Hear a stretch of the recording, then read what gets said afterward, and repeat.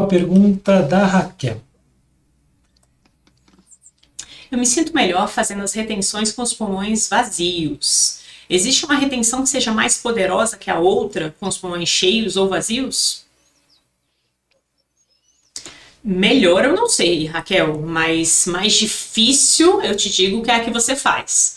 De modo geral, as pessoas têm mais dificuldade de fazer a retenção com os pulmões vazios. Então, quando a gente começa a ensinar, a primeira retenção que a gente ensina é com os pulmões cheios. Depois a gente vai acrescentando com os pulmões vazios, que normalmente é a mais difícil para as pessoas. Mas eu, como você, também eu sinto mais facilidade. Nem sei se eu me sinto melhor, mas eu sinto mais facilidade com os pulmões vazios. E vocês, meninos, existe a melhor, mais poderosa? Para mim existe e não é nem cheia nem vazia. Não é nem interna nem externa. Na minha concepção, Antara Kumbhaka e Bahya Kumbhaka são treinamentos. Kumbhaka poderoso, Kumbhaka que nós devemos ou gostaríamos, o que eu quero buscar e alcançar, é Kevala Kumbhaka, que é uma retenção que não depende nem da ins nem da expiração. É uma retenção espontânea. É uma retenção que não é voluntária. Pelo menos eu entendo assim. Não existe eu chegar para cá, faça aí Kevala Kumbhaka. E aí ela para de respirar na hora. Isso para mim é uma pausa forçada da respiração. No meu entendimento, e claro que eu respeito posições em contrário, é por isso que nós estamos no podcast, né, para discutir e para ouvir nós três, mas também vocês que estão aí assistindo. Mas para mim, Antara Kumbhaka e Barra Kumbhaka são formas de você preparar o seu corpo, o seu sistema fisiológico, mas também o seu sistema emocional, para você conseguir fazer retenções cada vez maiores. E não importa se para você o maior são 3 segundos, 4 segundos, 20 segundos, 180 segundos, 3 horas, como recordista da Cava aí, não importa quanto seja, importa que você desenvolva a capacidade de fazer retenções cada vez maiores com absoluto conforto. Porque quando Kevalakumbhaka começar a surgir, quando essa retenção espontânea começar a surgir nos seus treinamentos de dhyana, nos seus treinamentos de meditação, o seu corpo estará preparado para fazer isso por um bom tempo com conforto. Duas, você não vai se assustar com o processo. A retenção já vai ser uma coisa natural porque você está acostumado a treinar pausas na sua respiração. Então, quando ela surgir espontaneamente, isso não vai te atrapalhar, isso não vai interferir nesse belíssimo estado de consciência que você conquistou. Porque Kevalakumbhaka é uma retenção que se manifesta quando você está progredindo na prática, quando você está alcançando estados mais evoluídos. Então, desenvolver essa capacidade de não deixar uma retenção espontânea te afetar e atrapalhar o seu dhyana, para mim é isso. Então, sim, super legal treinar vazio, super legal treinar cheio, e eu não diria que entre essas duas tem uma melhor ou não.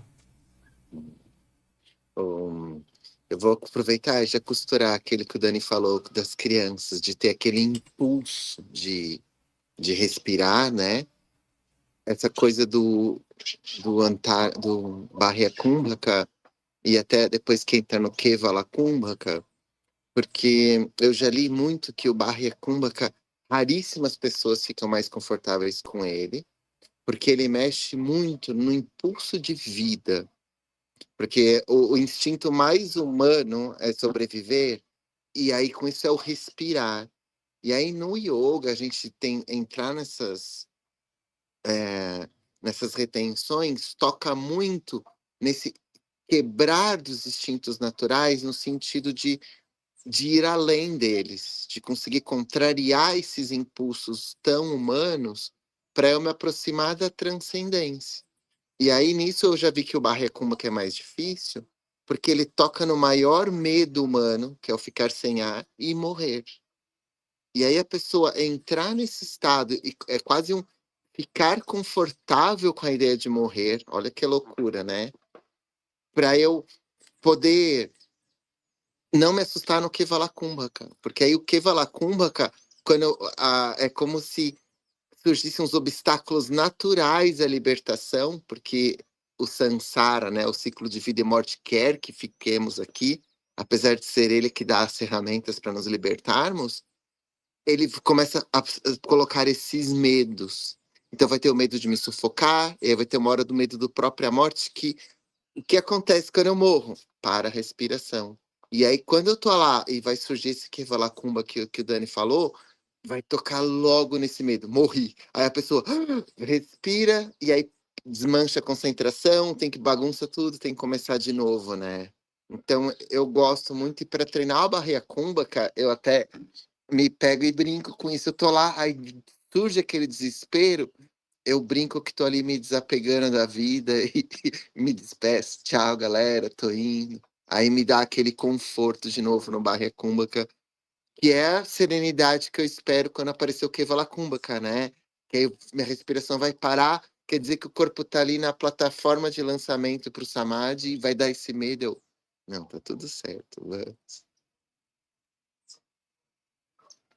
Mas agora eu tenho uma pergunta para vocês. Pois não. Sim. Vocês não acham que o Kevalakkumbhaka existe o tempo todo, desde que você começou a respirar? Para mim, o Kevalakkumbhaka ele não é necessariamente trabalhado. Ele é, como ele é espontâneo, ele já existe dentro de cada um de nós. O intervalo que existe entre a inspiração e a expiração, e a expiração e a inspiração, é o Kevalakkumbhaka de cada um.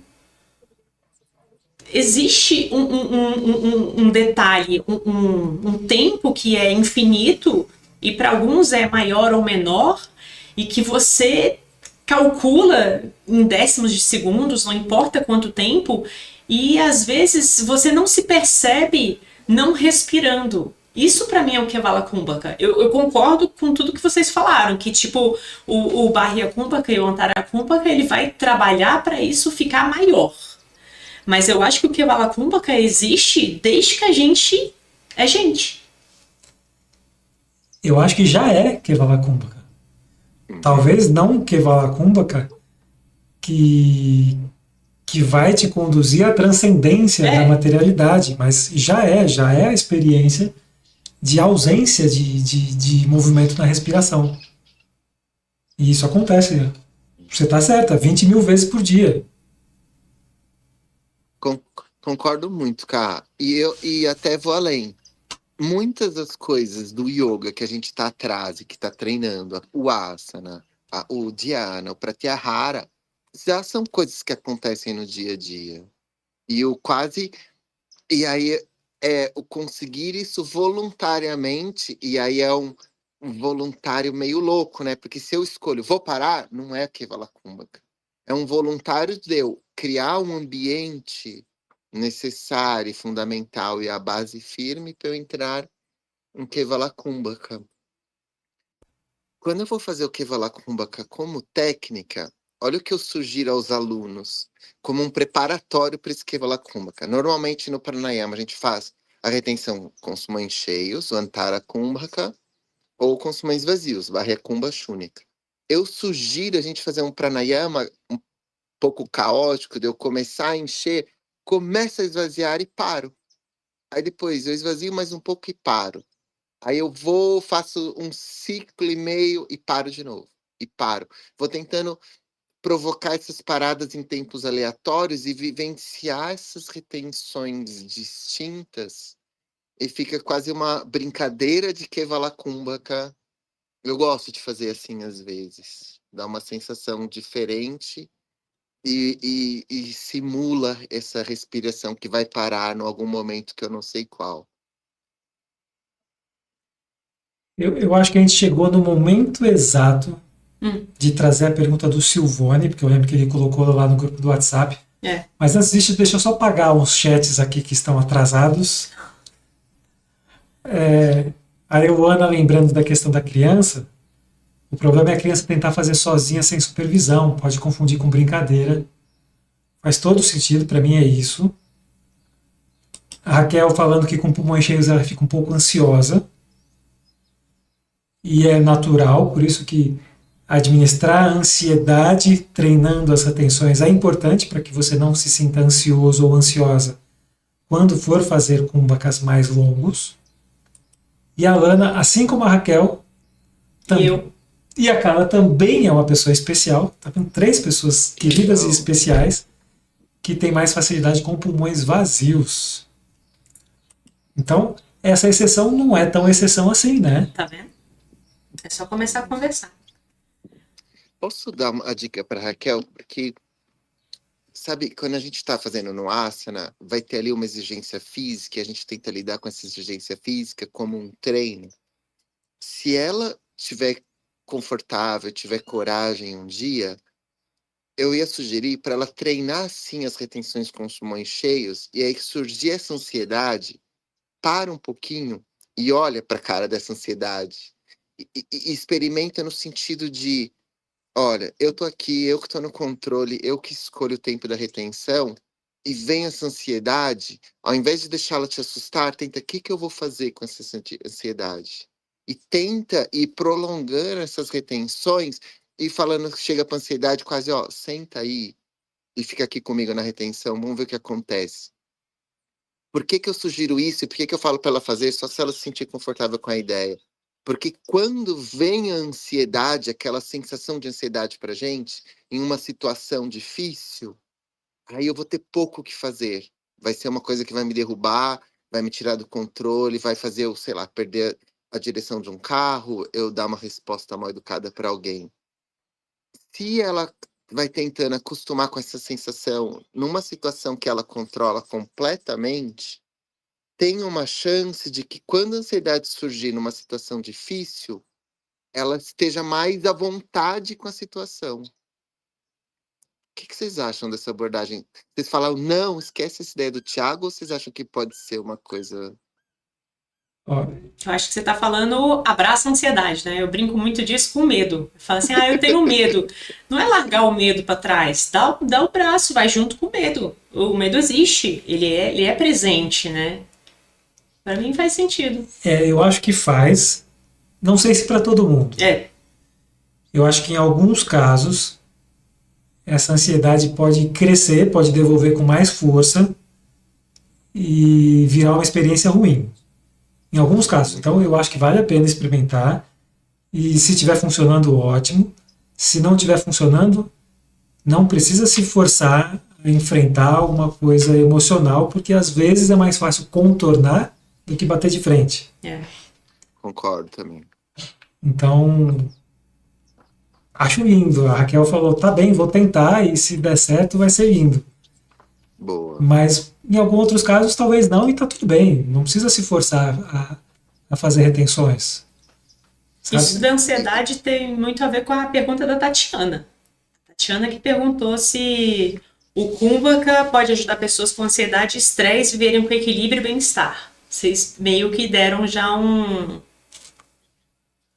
Olha, pode. Um passant aí. Demos, mas não sei o que vocês pensam. Para mim existem outras técnicas de pranayama muito mais eficientes para lidar com ansiedade e estresse do que retenções. Uhum. Justamente por isso, porque a própria retenção já causa ansiedade em algumas pessoas. Da mesma forma que expirações muito lentas também trazem ansiedade em muitas pessoas. Então, o mais natural quando você vai administrar a ansiedade é fazer a respiração em ritmos absolutamente confortáveis para você, para que isso não crie um dispositivo de estresse a mais. Porque se você está treinando algo que é difícil para você, o que você está gerando? Mais estresse. Estresse. Ou mais ansiedade, dependendo do que você tem, né? Então, normalmente eu prefiro respirações mais fluidas e para equilibrar emocional, estabilizar a ansiedade, para mim um dos mais indicados é Nadi Shodhana Pranayama, que é a respiração alternada. Inspira por uma, solta pela outra, inspira por essa mesma, solta pela primeira. Se em algum momento você começar a se sentir confortável para fazer retenções em Nadi Shodhana, melhor ainda. E falando de Kumbhaka, essa dica do Dani de falar experimenta, se estiver confortável eu acho que eu falaria mais ainda para aquela coisa da sensação de morte que eu falei do Barra Kumbhaka, né? Porque aí tem gente que tem pavor dessa ideia. Aí fala, ia estragar a prática da pessoa, ficar ali forçando essa sensação, né? Então, eu concordo, gente. Eu falei do treino, mas eu sou anti essa coisa do sofrer para conseguir as coisas, sabe? Então, se causa sofrimento, lidar com ansiedade fica terrível, lidar com essa sensação de morte fica terrível, não coloca na tua prática. Eu acho que a tua prática é um momento teu de carinhar o corpo, de conhecer limites, de ampliar limites, não de, sofre aí que tu melhoras, né? Não gosto também disso. E cada um tem que encontrar o seu momento, né? Porque para provavelmente mais de 90% dos praticantes de yoga no mundo, talvez não seja o ideal mergulhar em uma prática que você quer transcender a morte e desapegar do mundo de samsara. Isso vai fazer muito sentido para quem já tem mais estudo, mais conhecimento, mais vivência. Se você chegar para um aluno iniciante, se chegar para alguém que está no primeiro mês de prática... Ele quer tirar a ansiedade dele. Você vai falar, agora a gente vai viver a sensação... Vocês vão entender como é que é a sensação de morrer. Porra, não. O cara vai sair correndo, né? Não tô afim, né? Então, níveis e níveis, né? Eu super entendo quando... E eu busco isso e eu acho que em algum momento nós vamos chegar nesse ponto de todos buscarmos, mas cada um tem o seu ritmo, né? Antes de chegar ali no Silvone,